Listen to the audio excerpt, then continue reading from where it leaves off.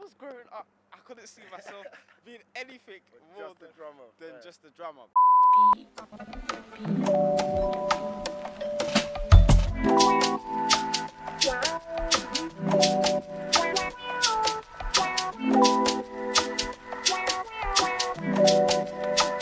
Yo, what you guys saying, man? It's the collective. We're here with another episode of Inside on the Ground. So I got a drummer who's worked with Burna Boy, Hack Baker. His name's Jed. Just want to say a little something. Yeah, man. Bro, nice being here with you today, bro. Thank you for having me and that. So how'd you get started, like, with the music and everything? Well, obviously, I've always been a drummer. You get it? So obviously, played drums in church. So obviously, my mom tells me that I started from like 3. Is it? Well, I don't know that for a fact. Yeah.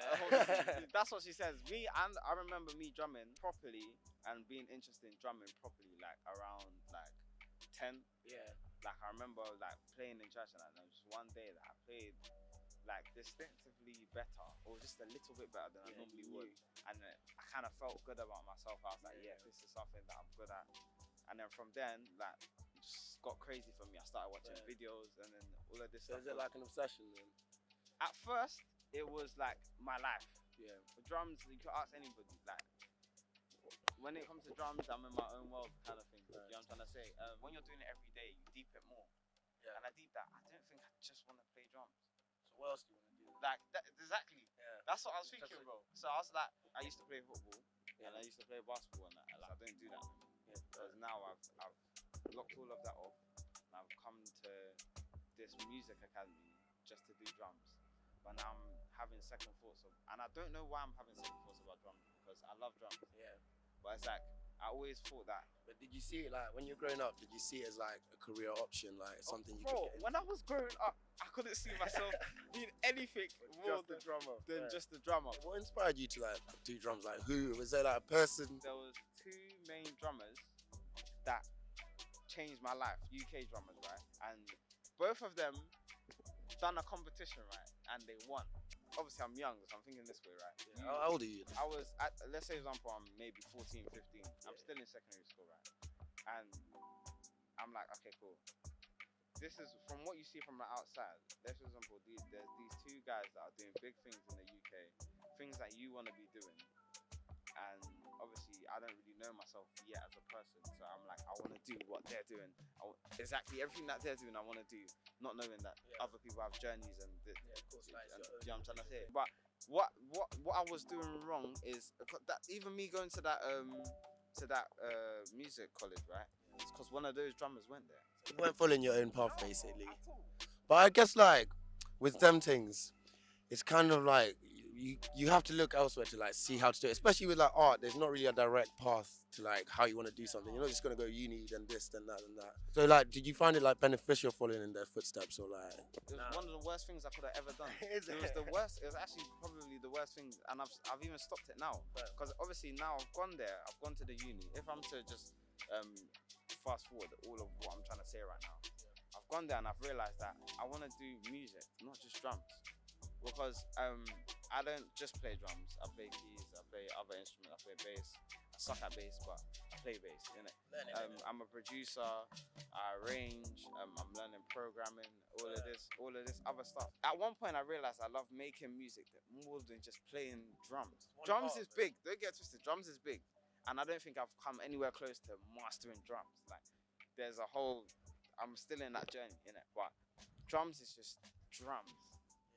And then there's music. Yeah. Do you get it? I feel like you're still on the way to like finding out. Now I'm a bit, okay, I'm still on the way and I still haven't even got to do, even where I am now, the things I'm doing now is only just a stage to get to where I'm going.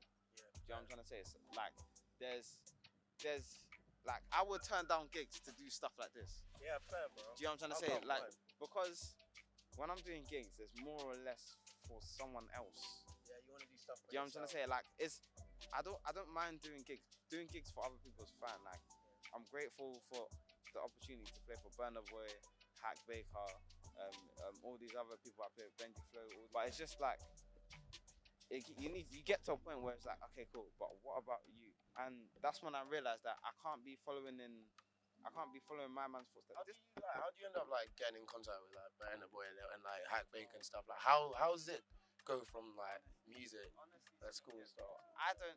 If there's one thing I tell people all the time is I don't know how the hell I got on that Burna Boy gig, and I don't know how the hell I got that Maker gig. Most of the time, they just in my situations, like I'm mad spiritual, like I proper love God and everything, right? Stuff like that, I can't explain how I got it because I didn't do nothing to get it. I just feel like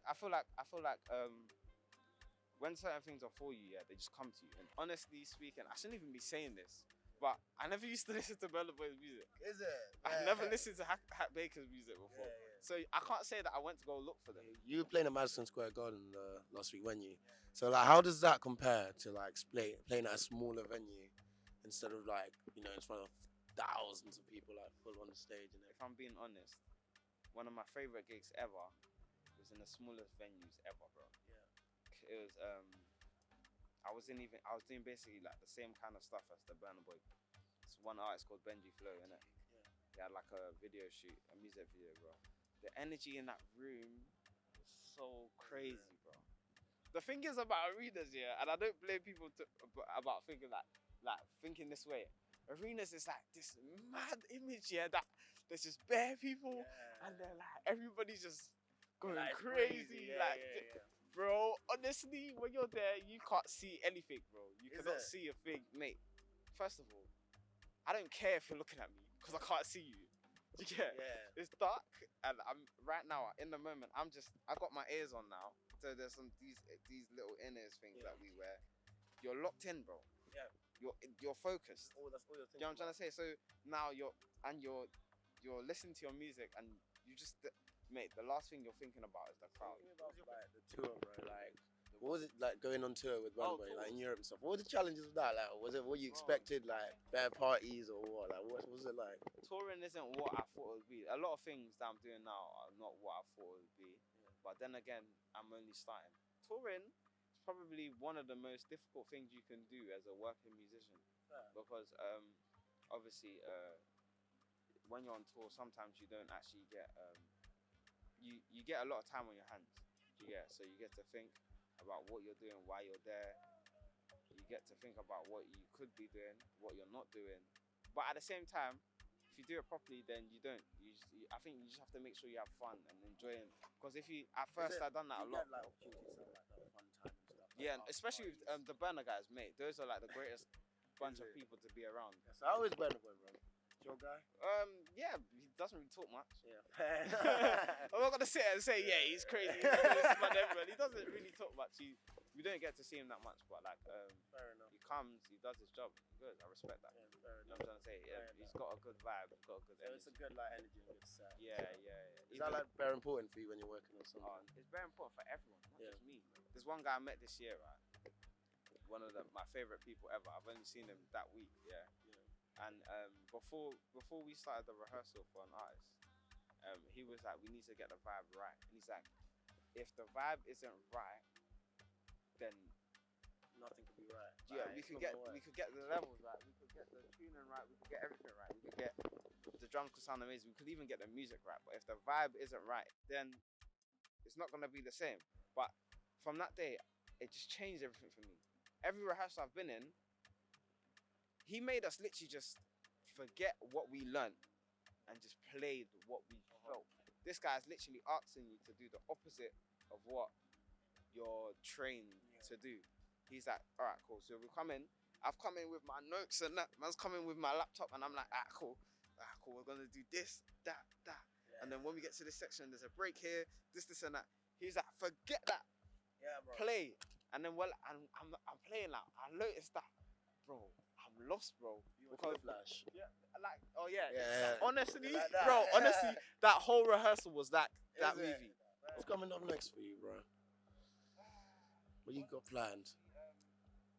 I'm more focusing on what I want to do, like as an individual, right?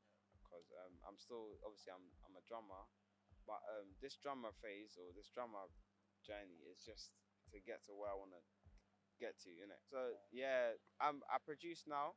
That's one other main thing that I'm doing. But one of my biggest plans is having I love teaching. That's something that I found myself doing when I was in the construction school, whatever we're gonna call that place. I started teaching and I loved it. There's one guy that I started teaching specifically. This one guy, right? He was just so dedicated, and he became one of the in the group that we're in, or the area we're in. He became one of the best drummers that in that whole community we're in. Do you know what I'm trying to say? And Do you feel like an accomplishment from that, like you've taught him and stuff? mate, honestly, I don't know. It's kind of weird for me because I helped. I think I'm happy that I helped. I'm happy that I could help. But without him being so committed to where he wanted to get to, because he was coming from getting rejected as a drummer or getting. Do you know what I'm trying to say? It was just it was hard for him before he actually started learning. He had past teachers that he wasn't getting what he wanted out of them. So I feel like he finally found what he wanted in me, and all I did was just help him get there. If I could do that for especially someone like him, and it changed his life, bro. Because that can be translated into your work, into your education, into anything you want to do, bro. Do you know what I'm trying to say? So teaching is one of the main things I want to do. Alright, man. Safe for coming on, Yeah, man. Appreciate that. It's the collective. It's Jed, bro. Get out that inside underground, man. Thank you, bro. I appreciate it. Man. Yeah, man.